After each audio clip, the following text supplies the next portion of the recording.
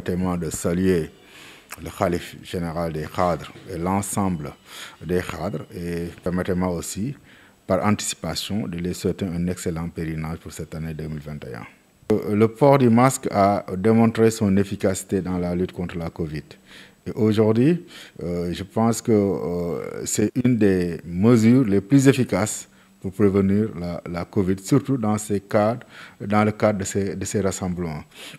Quand il y a une forte affluence de personnes, quand les gens se rencontrent, la transmission de la Covid étant essentiellement aérienne, bien qu'il y a aussi une transmission contact, le fait que tout le monde porte des masques va permettre de réduire au moins la transmission, en tout cas le risque de transmission de plus de 60%. Donc c'est extrêmement important, en tout cas, que chaque personne puisse porter convenablement son masque pour éviter une propagation du virus durant ces moments de rassemblement. Pour bien porter son masque, il faudra d'abord prendre son masque. Généralement, s'il s'agit d'un masque chirurgical, il y a 2 languettes. Et ces 2 languettes-là qui doivent être accrochées au niveau des oreilles. Et il y a une partie supérieure où nous avons une petite tige métallique qui doit vraiment remonter sur le nez. Donc pour bien porter son masque, on prend les languettes, on accroche derrière les oreilles, on ajuste très bien son masque en couvrant le nez et la bouche. Le nez est couvert, je tire bien en bas pour s'assurer que le nez et la bouche est couvrir. Et cette tige que je disais qu'il est au niveau supérieur, je dois bien l'appliquer en appuyant dessus sur le nez pour que ça soit bien étanche et bien fermé. Et une fois que j'ai bien porté mon masque, ce que je dois faire, c'est d'éviter de toucher la face antérieure, la face de devant de mon masque. Donc c'est comme ça que l'on porte un masque. S'il s'agit de masques chirurgicaux, il est recommandé de les changer le plus fréquemment, au moins toutes les 3 à 4 heures de temps. Ça permet de maintenir l'efficacité, en tout cas, du masque. Tantôt, je vous avais dit que la transmission elle est essentiellement aérienne, mais aussi il y a une transmission par contact. Et vous comprendrez évidemment que les mesures barrières découleront des modes de transmission. Donc, on a parlé du port de masque, et qui nous permet de lutter contre la transmission aérienne. Mais pour la transmission contact, ce qui est important, c'est le lavage fréquent des mains à l'eau et au savon, ou bien l'usage de gel hydroalcoolique. Mais aussi, c'est la désinfection des surfaces que nous partagerons durant le voyage, ceci bien dans les véhicules, mais aussi au site d'hébergement. La désinfection fréquente des surfaces et des objets que les pèlerins auront à partager pour éviter que le virus puisse y séjourner et passer d'un pèlerin à un autre. Donc c'est extrêmement important ça. L'autre aspect, c'est essayer de respecter une distanciation physique d'au moins 1 mètre entre les pèlerins. Peut-être c'est dans les mosquées, dans les bâches, en tout cas si l'organisation arrive à faire maintenir une distanciation physique, au moins ça augmente en tout cas la protection et ça diminue le risque de transmission. Aujourd'hui, c'est vrai qu'il y a le test PCR qui sera fait avant le départ, je pense normalement pour tous les pèlerins, 72 heures avant le départ. Ceux qui sont positifs naturellement ne vont pas partir. Mais pour ceux qui ont développé des symptômes dans les 24-48 heures avant le départ, c'est important de ne pas partir, de rester s'isoler chez eux et d'appeler les structures de santé ou bien d'aller vers une structure de santé pour se faire prendre en charge.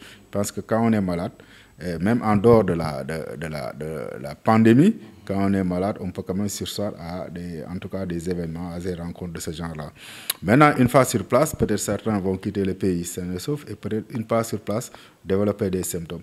Ces gens aussi, ce que nous leur conseillons, une fois qu'ils sentent qu'il y a quelque chose qu'ils sont en train de ressentir, c'est de s'isoler et d'informer même le comité d'organisation pour que, en tout cas, les services médicaux dédiés puissent les aider et les prendre en charge et, en tout cas, faire le nécessaire, mais il faudra quand même rapidement s'isoler et éviter d'être en contact avec les autres pèlerins. Pour les personnes âgées qui souhaitent partir, en tout cas si c'est obligatoire qu'ils partent, ils doivent respecter scrupuleusement les mesures barrières. Le port de masque, le lavage fréquent des mains, mais aussi essayer de respecter la distanciation physique, mais aussi respecter, comme on l'a dit tantôt, les mesures hygiéno-diététiques, notamment une bonne alimentation, boire de l'eau équilibrée, en tout cas essayer de prendre suffisamment d'eau pour bien réhydrater le corps et comme on l'a dit, se rapprocher des services de santé dès qu'ils sentent quelque chose d'anormal au niveau de leur organisme. Maintenant, pour les personnes âgées qui peuvent sursoir à ce voyage aussi, je pense que c'est une mesure de sécurité qui est quand même assez importante pour leur bien et pour le bien de leur famille. La vaccination pour le moment n'est pas obligatoire, mais elle est fortement recommandée et c'est une indication aujourd'hui. Tous ceux qui ont plus de 60 ans font partie de ce qu'on appelle les cibles prioritaires. Font partie des cibles prioritaires de la vaccination. Et avant même le pèlerinage, ils auraient dû se faire vacciner. Et peut-être avec le pèlerinage, il reste quand même une dizaine de jours, 14 environ 10 à 15 jours. Donc c'est important de prendre ne serait-ce que la première dose. Parce qu'avec la première dose de vaccination, à partir de près de 2 à 3 semaines, on commence à développer un certain nombre d'anticorps. Même si c'est pas, en tout cas, on ne peut pas dire qu'on sera protégé à 100%, mais on commence à développer un certain nombre d'anticorps neutralisants qui peuvent aider.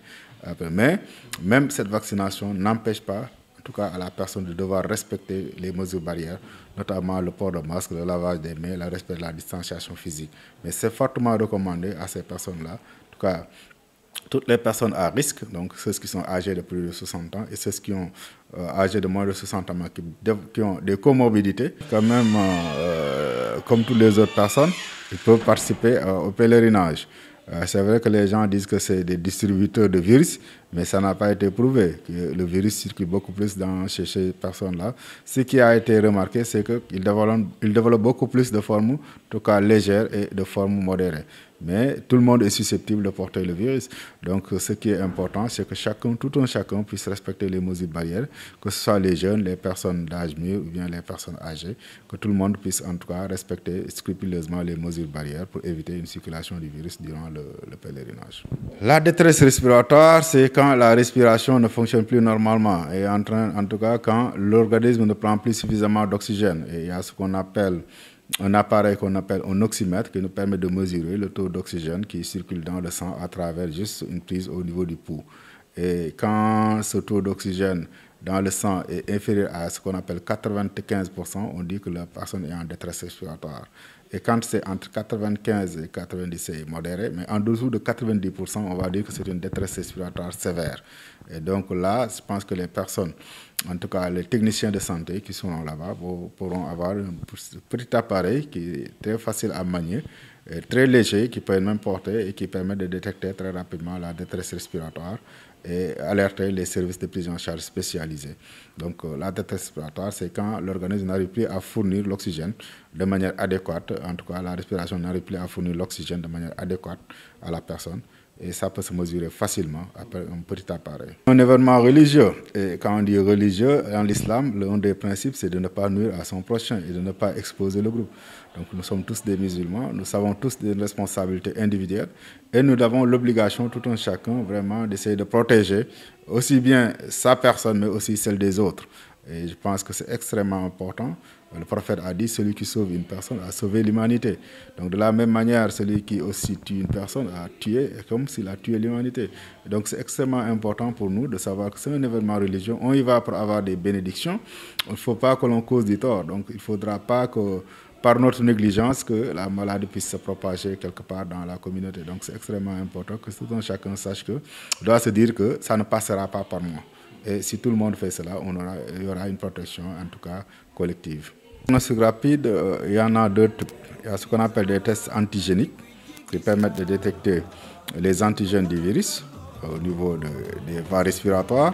Il y a aussi ce qu'on appelle les tests sérologiques qui permettent de détecter les anticorps développés par l'organisme au contact du virus, mais c'est un test en général sanguin. Le test de diagnostic rapide, en général, en tout cas au Sénégal pour le moment, c'est les tests de diagnostic rapide antigéniques qui ont été validés et qui sont utilisés. C'est des tests qui sont très fiables, d'une fiabilité d'environ de 99% de fiabilité, en tout cas qui permettent en tout cas de détecter la maladie, le virus, en environ de 15 minutes. Et le prélèvement est fait de la même façon que l'on fait le PCR au niveau nasopharyngé. Et il y a un kit, en tout cas, qui permet de faire le reste, le test, et le résultat est obtenu au bout de 15 minutes. Et ça permet d'isoler les cas, comme on appelle les cas positifs, qui pourront être pris en charge et ne pas, en tout cas, qui ne pourront pas peut-être traverser et participer à l'événement et au risque de propager la maladie.